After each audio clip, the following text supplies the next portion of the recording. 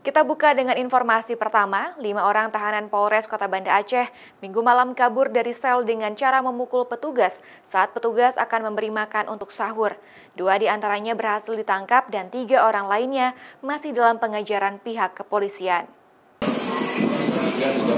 Dari pantauan CCTV, kejadian yang berlangsung pada pukul 4 pagi, terlihat petugas polisi memberikan nasi untuk makan sahur.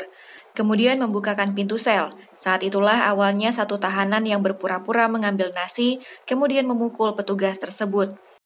Saat satu orang memukul, kemudian sejumlah tahanan lainnya juga ikut memukul. Kesempatan tersebut dimanfaatkan oleh 5 tahanan untuk kabur dari sel tahanan Polresta Banda Aceh tersebut.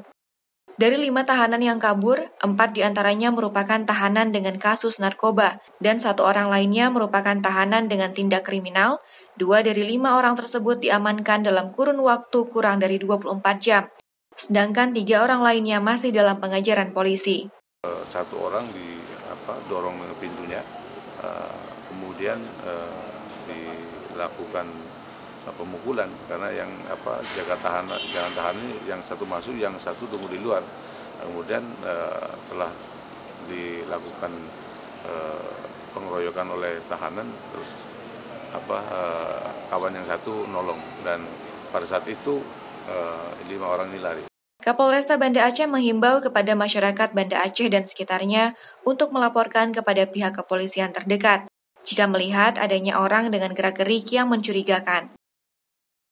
Syahril, Kompas TV, Banda Aceh.